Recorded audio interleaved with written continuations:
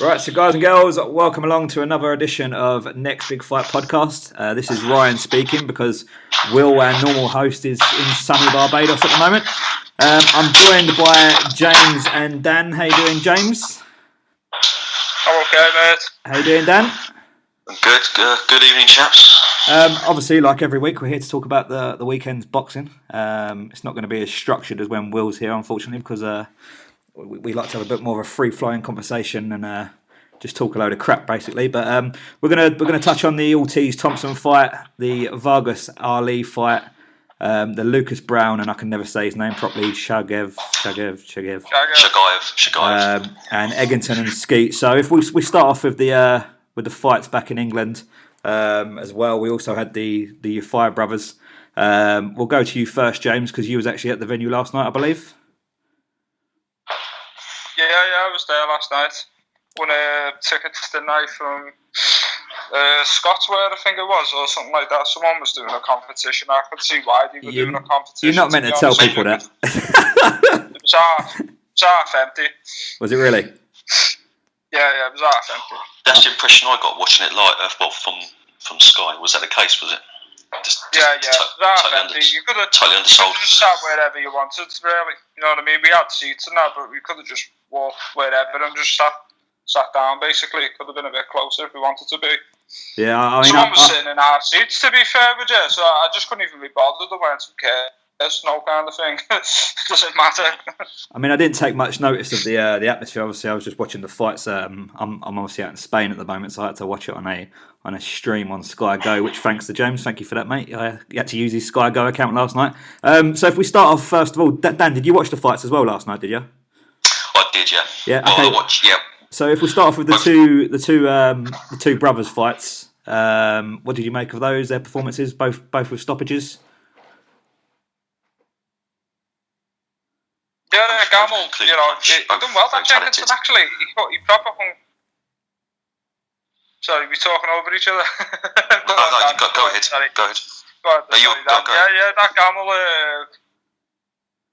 He done well, that Jenkinson, to last that long. To be honest with you, he was just getting teed off on all night, wasn't he? But he looks like he could be a bit vulnerable on the inside, but we will see. We'll see how good Gamble is. And Carl, just easy, wasn't it? I mean, you knew after 30 seconds that guy was out of his league. Yeah, it was a hell of a body shot as well, yeah. Brutal, wasn't it? Absolutely. What did you make of the fights then, Dan?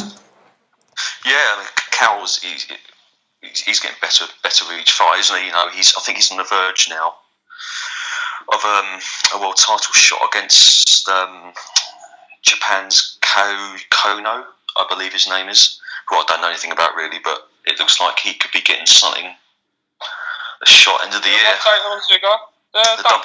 The WBA super flyweight is, well, that's the world title they're lining up for Cal Yafai. Right. So, interesting to see if that comes off, and yeah, I think he's a good star in the making. Gamal as well. Did he pick up some nasty cuts through at one point? Apparently he did. I didn't actually. I couldn't see it from where I was sitting. Like, I mean, I seen that Jenkinson in that Crown Plaza when I was waiting for the taxi, and he was marked up quite a bit. Right. And someone said to him, like, he's skilled him, isn't he? Know that. Gamble, and he went, yeah, he's good him, like, kind of thing. No, he had someone talking to him about it. Jenkinson was tough as nails.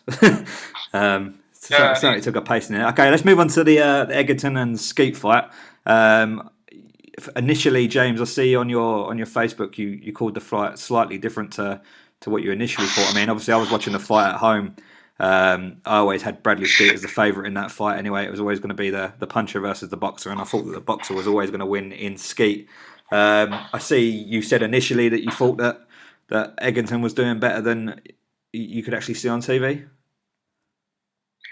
Yeah, what I seen on the telly, like, I didn't think Skeete worked that much, to be honest with you. I've got to be honest, he was landing that jab all night long.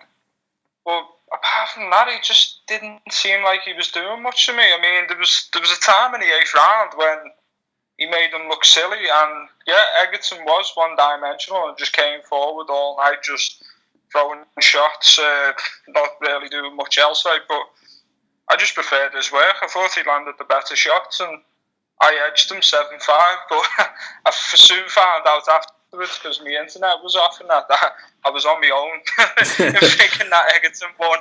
But maybe it's just different when it's live and you're not seeing things. Have you actually watched the fight back live now, James? I haven't actually seen it back. I'd have to watch it back. I mean, maybe you see it differently when you're actually at the arena. I mean, when you've got a camera straight there in front of, the fighters, it can look differently, can't it, on TV? It's actually quite interesting, really, to see that you say that, because I suppose, I always found watching a fight live in the arena on TV, it can be a totally different experience how to score it. When I was out for Abraham Smith on the first fight out in Germany, I thought Abraham won it quite comfortably, but when you watch it back, you find out Smith, the controversy surrounding that first fight was obviously wanted a rematch. I had exactly the same thing when I went to see Floyd Mayweather's first fight against Maidana, and obviously watching it there, I thought that Mayweather was actually doing an easy job, but watching it back on TV, okay, it was very messy work from Maidana, but yeah, you see a different fight on TV as you do when you're there, and I know that sounds stupid because Well, you want a pro home fighters venue, aren't you? A home crowd, so obviously you're not gonna. That's going to sway it a bit, but Skeete, I think when it just really worked off the jab, I thought he'd go in there and win it last night, but. Sorry, Dan, before we move on to the next fight, I'll just read a few tweets off. I've asked for people's thoughts on the Twitter page. So you've got @SH70. He said that he thinks that Hearn was shitting out 2 weeks on the bounce and his build toppers is great. Here's a 7. Skeete used his superior brain and stuck to his strengths. Boxed and moved. Jab great. He's saying that basically Eggington didn't have no plan. Just came forward and hoped. @Joe10 Wilcock, Eggington too one-dimensional. Skeete too quick and clever for him. Eggington young, so great. Learning fight for him. I think like I say, I think the boxer, as in Skeete last night, come on top. I do think that Eggington was too one-dimensional, and with scoring judges, that was always going to be the outcome. But do you think there was any unfair outcome last night, guys, or do you think that was a? No, in fair play to Eggington, I think how far he's come, and which Hearn has labelled him a journeyman. How far he's come really bagging those titles, so he'll come again. But there was no doubt last night that Skeete superior boxing skills. I could see that. I could see that myself, you know what I mean? When I was there, it wasn't that bad. I could see the difference in the level of boxing skills, but like I said, apart from the jab, I just didn't see. Maybe he was landing better counter punches that I couldn't see myself. Maybe because the crowd was all pro Eggington, we didn't notice a lot of stuff. It was an extremely good jab, though, I have to say. He was catching him all night long. He was from round 1 to round 12, he was catching them all night long. Absolutely. That jab, and even when he was running, he sort of was on his bike in the 12th. I was actually saying to my girlfriend, "Why is he on his bike? He can't win this fight. He's lost here." No kind of thing. And then, because I thought, Eggington's got this, so why is he on his bike? No kind of thing. So that just proves how much I was watching a different fight to everyone else. Also, I bet Frank Warren is really happy this morning, isn't he? Getting one over Matchroom. Where do you reckon he goes from this Skeete? Because I thought he looked good against Frankie Gavin. Yeah, someone was saying, I didn't see that fight, but I know someone was saying that was very, very, very close, so he's obviously got good potential. I suppose, from my point of view, moving into eliminators. Bradley Skeete. Do you know what? The way Brooks' career is going at the moment, I wouldn't be surprised. Talking of opponents next, we're not really going to touch on the Ali Vargas fight too much because only one of us actually watched the fight. But talking about Brook and Vargas winning last night, do you think that's a fight that could potentially happen in the future, or? Yeah, it's got to be. That looks a fight that's got to happen. Really, it'd be unification now, wouldn't it? Didn't he win the WBO last night? Yeah, that's right. The vacant WBO. That's the WBO that's. Was vacated by Bradley, I believe. All right, yeah. So, Yeah, I can see that happening because that's a fight where I can see them actually getting Vargas over here. This is the problem with Eddie and more so Kell Brook. He always wants them to get the fighters over to the UK, and you're just like, no one's going to come. None of these fighters you keep mentioning are going to come. Well, James, actually, what I've heard today is because I think Vargas is very. He wants to get that rematch with Bradley, even if he loses or draws against Pacquiao in April. That's one fight but he hasn't made any kind of suggestion or interest that he wants to fight Kell Brook. But then it all depends on the money if they're going to give him a good offer. Exactly, every single one of those fights is always down to the money. That's a good fight. And these are the sort of fights that, even though it's not the biggest fight for Brook, he needs to be. If he's not getting the Khan fight, he needs to start picking up what unification with fights, bigger fights will really, get more respected. Get his career going now. Sorry, what I was going to say about Bradley though, he's basing this having this Bradley rematch on what happened in the last 20 seconds of that fight. Alright, the ref called it too early by accident. It was a mistake. But he wouldn't have stopped them in them last 10 seconds. Not in my opinion. He would not have stopped them in that last 10 seconds. And if he's just basing it on a full performance, Bradley pretty much won every round apart from the 12th. He did. I think that's why Vargas probably thinks he's got unfinished business. It's a bit debatable, isn't it? With that fight, I mean, Bradley was very lucky to get through it, but. He's a tough guy though, Bradley, isn't he? He can take a shot. Botnikov had him out on his feet a few times and he never went. So I don't think Vargas would have done the job on him. No. Right, so guys, moving on, just for time's sake, obviously. Got a couple of other fights to talk about last night. You got the Ortiz Thompson fight. Once again, I couldn't actually watch it because of basically being in Spain and my internet not being very great. The stream kept falling out. A lot of us had to stream it last night as it wasn't actually on any UK TV, which I found a little bit disappointing. So let's first of all talk about that. Do you think it's quite bad that Box Nation didn't get it, or Sky Sports, someone pick it up last night? What do you think about that, James? Yeah, I don't understand why no one was interested because it had Vargas and Ali on the undercard, didn't it? That was like the co-main event, you could say, and no one was interested. There was no UK channel that I don't know. I just don't get it. He's a bit, for me, Ortiz is right up there with the best heavyweights in the world, so I'm surprised he wasn't interested. It annoys me slightly because if we want people to get into boxing, then boxing needs to be on TV more. And you would think with even Sky Sports, if they're not going to have that much football on these days, they've got money to spend elsewhere. And I shouldn't imagine it would have cost a lot for the TV rights last night. And I know it's not a massive fight, the Ali Vargas or the Ortiz Thompson fight. It's not a massive fight to we hate to use the word, but the casual fan. But it would have been nice to have something on. What else are they going to have on at 3-4 o'clock in the morning? What do you think about that? Yeah, it was an intriguing fight because let's face it, Luis Ortiz has come from nowhere really. He's just really one of the top boys through the division now. I am quite surprised, especially Sky didn't pick it up because there's a WBA tournament going on at the moment which involves Tyson Fury. So it's something obviously could be linked with that, and maybe the interest might be there.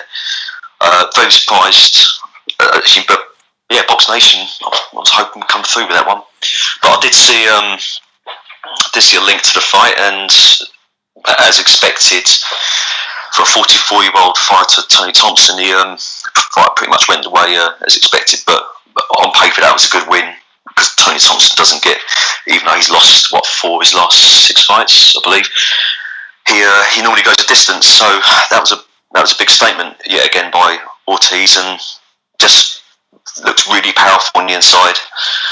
Unusual to have 2 southpaw heavyweights as well in a clash, but I didn't watch the fight, Dan. I did manage to see a few of the knockdowns. 3 knockdowns in total. The first knockdown, Thompson, round, wasn't it? Yeah, Thompson from I don't know what rounds obviously they were knocked down in, but the first knockdown, Thompson didn't look like he wanted to be there. No, it's round 1. Sorry, Joe. Right, it's round 1, round 4, and the last one was in round 6. So pretty much one one-sided fight. of them was on the bell. Was that the one that finished the fight, or was that? I think that was the fourth, was it? Yeah, it was the fourth. Yeah, it's the fourth round, that one. But I mean, it was very one-sided, to be honest, the fight. To go into it a little bit, I mean, well done for Thompson for taking the fight, because I don't think many want a part of this guy, to be honest. Well, he took it on 2 or 3 weeks' notice, I believe. He does that all the time, but he takes all these top boys, attack them. He takes more distance, so that was quite an impressive stoppage. And I think Ortiz is a real. I can't see him fighting soon, but he's a real danger man. And there's a lot of good heavyweights coming through now, so he's got a good year ahead, I believe. Sticking with the only thing I would say with Ortiz is his time frame isn't that long, is it? He's about to turn 37, isn't he? Yeah, you're right. He's only 37, so hence that's why he's fighting quite regularly now. Also after the Brian Jennings fight, and this, I think they're trying to get him out again in May, June. So time is not on his side, but heavyweights, obviously, as we know, can go on for longer. So sticking with the heavyweight theme, guys. Obviously, there was another massive heavyweight fight last night between Lucas Browne and Chagaev. Still can't say his name properly. Is that how you say it? Chagaev. I have to say, I switched over from watching the Sky Show and watched Box Nation. The first thing I wanted to talk about, guys, I don't know if you've actually seen it yet, James. The actual Box Nation broadcast of it. But what was the arena about? It was almost. I actually put a tweet out saying it was like watching Mortal Kombat. They had like all these strange noises of every time a round started, like round 1 fight. And then other than that, the crowd was so strange. I mean, I wasn't expecting to be like normal fight fans out there, but I just wonder what you guys made of that. Well, it's funny you say that. You're right. It does come across that way. But there's a lot of these fights in Russia and to an extent Germany don't really seem to have the kind of boisterous crowd and atmosphere that also the Brits create. So I just don't know what going on with the fight anyway. Obviously, that's quite irrelevant. What the crowd and the Mortal Kombat sound effects was like. But I switched over to the fight and I watched Lucas Browne, and in the early stages he started to box very well, which we wasn't expecting. We thought he was going to come out all guns blazing, head down, swinging, windmilling. Which is what we've seen in a lot of his fights where he's stopped people. No disrespect to his boxing skills, but he's not known for that. He got his jab out there nicely. I thought he controlled the first few rounds quite well. And then, Chagaev started to sort of show his skills a little bit and his quickness. And I think he dropped him in the 6th round, if I'm right in saying so. 6th round, yeah. And then I think maybe 1 or 2 rounds after that, Browne didn't look like he was there at all. I honestly thought it was going south for him. And then, on Twitter, my Twitter was going quite crazy, people talking about it. And then someone said, I would love it if he just pulled out a devastating shot. And then just out of nowhere, he caught him. And I'm not going to lie, I was going absolutely crazy because we've had Lucas Browne actually had an interview with Will, who normally does our podcast for us. And, he's a top guy. He's a really nice guy. He's by no means the most skilled heavyweight. And, I think there's other heavyweights out there that could cause him a lot of trouble. But you have to give it up to him last night for what he did. First of all, James, let's go on your thoughts about last night with Lucas Browne. Yeah, it was hardcore, boys. Last night I was actually at the Eggington Skeete fight and was watching that fight on my phone. So it was proper hardcore with the fight. You used the sound effects. Is that James? Is that why you scored the fight in Eggington's favour? Because you were watching the fight. Dan, that's a good one. To be fair, that is a very good one.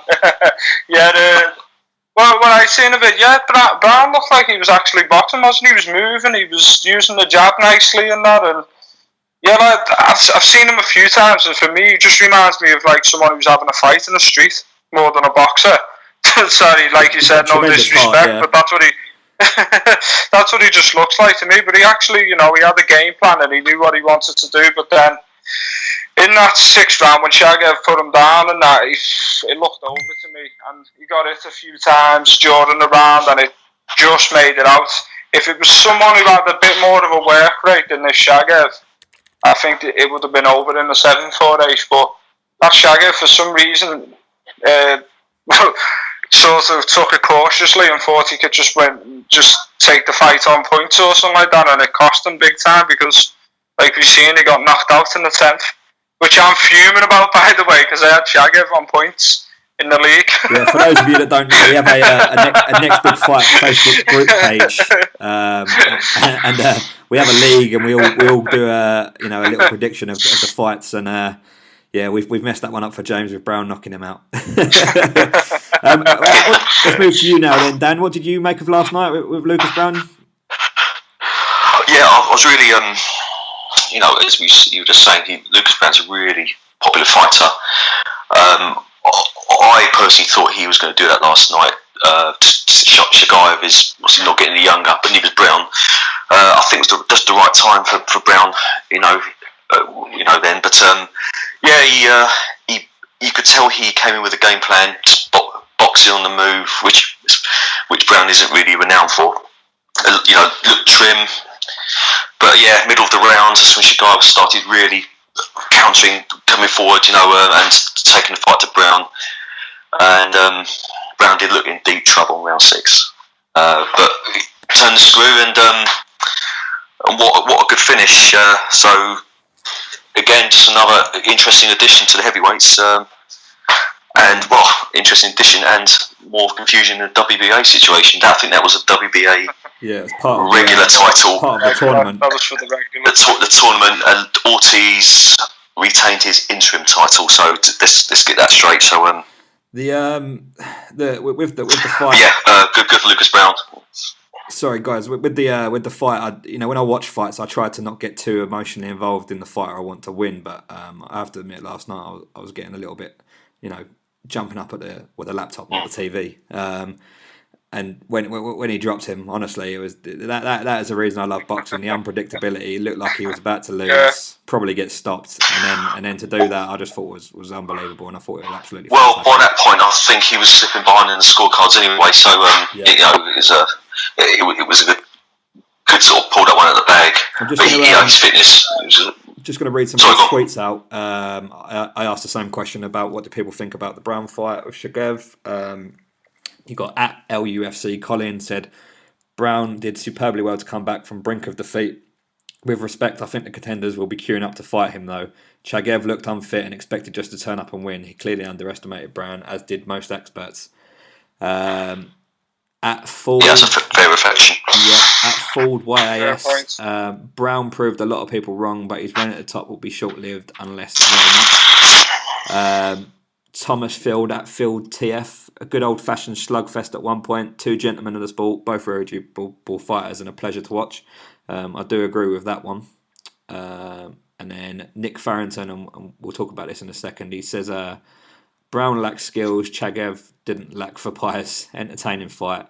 Chagaev on top, then Browne did what heavyweights do. Boom.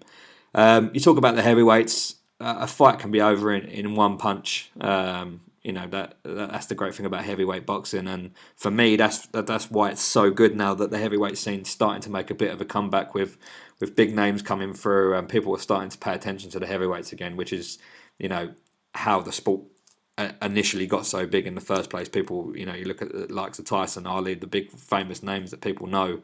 You talk to your casuals and stuff. Heavyweight boxing was absolutely booming back in the day. Do you guys think that heavyweight boxing is on the up again now? I mean, we've got the likes of Anthony Joshua, David Hayes coming back, Deontay Wilder. What do you think, James? I think it's on the brink of exploding. It's on the brink of really coming back into the, as the main division again, possibly with Mayweather just retiring and Manny about to retire. The names are not that big anymore in the welterweight, and with Anthony Joshua coming through and a few others, I think it's time again, isn't it? The heavyweight division. I mean, when you were just talking a little bit about that, then I just realised something that I forgot to say about Lucas Browne and that. I thought he's very open to counters, isn't he? Absolutely. I heard Dan mention it a little bit. He looks wide open to counters.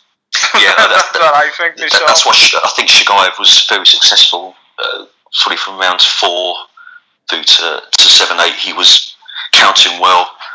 Hence a heavy knockdown for Browne. But Chagaev he's getting on in age. But if that was a younger Chagaev, Browne could have been in real trouble. But I'd just like to point out as well. Last night, as soon as Browne had won the title, a fan favourite, and we all love him, Mr. Let's Go Champ, was straight on Instagram asking for the fight. Why am I not surprised? One more thing I was going to say about Browne as well. Would you want to see him in next with Ortiz? Because I don't think Tyson's going to want anything to do with this WBA tournament. Well, on this note, what I've understand, for people who probably don't realise, at this WBA tournament, with the results last night, it looks like Lucas is now fighting Frezo Quendo, who's been around since forever, for his regular title, and Luis Ortiz is now taking Alexander Ustinov, who was due to fight Fury about 2 years back for the interim title, and obviously Klitschko Fury for the super title. So it's kind of a little tournament, which is quite interesting. I suppose you're getting all the with the current crop heavyweights. It's good, like a sort of a smaller version of Super 6. Get all these guys fighting. So yeah, it's good times. Got should it be this way though, Dan? Right, that all these guys should be involved in it, right? And at the end of the tournament, whoever is, the winner of this tournament goes on to fight whoever the WBA Super Champion is. Well, and not actually have the WBA Super Champion involved. Interesting enough, obviously this all accumulates to who's a Super Champion. Now, what happens to these other regular titles is anyone's guess. But at least they're fighting, then avoiding each other. Let's put it that way.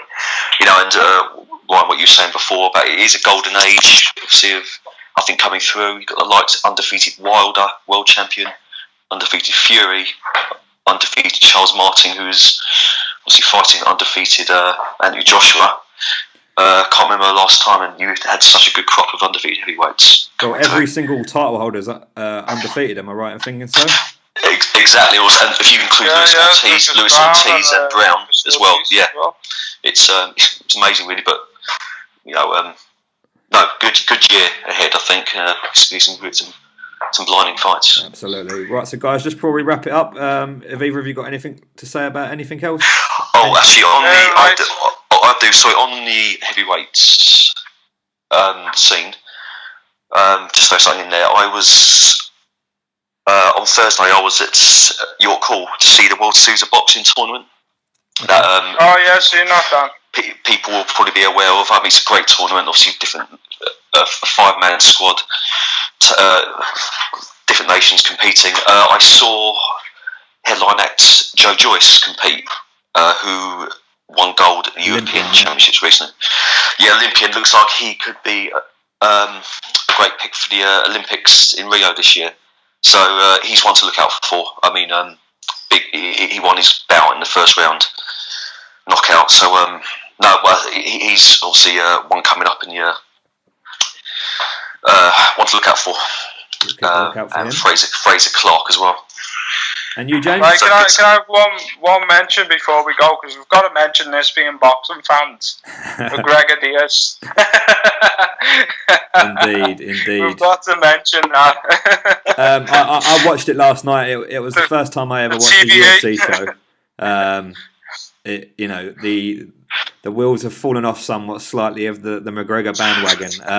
I got a lot of abuse on Twitter this morning because they said that you should know better when people go up in weight. It wasn't our choice that he went up in weight. He chose to do that. He was the one that mouthed off. And, unfortunately he hasn't backed that up. I understand that going 20 or 25 pounds up in weight, whatever it was, is a lot to do and a lot to expect. But, it was my first UFC show I ever watched, and I'm not going to lie, I was quite excited when Diaz got the better of him and had him in a chokehold. It was nice to see.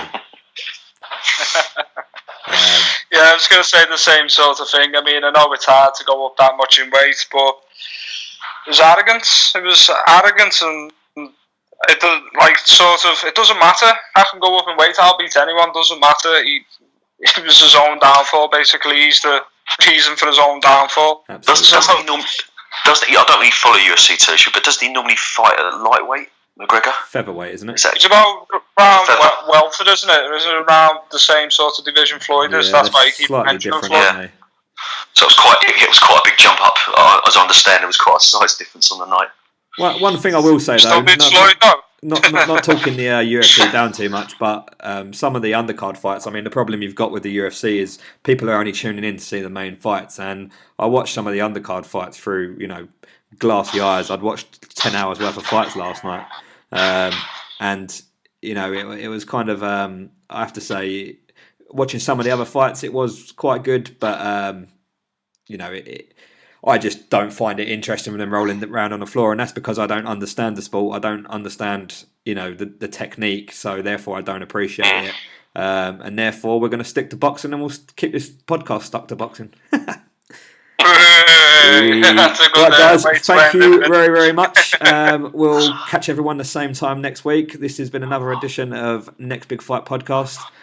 Make sure you hit the subscribe button, and we will speak to you next week. Thank you very much. Cheers, Dan. Cheers, James. Cheers, Ryan. Cheers, guys.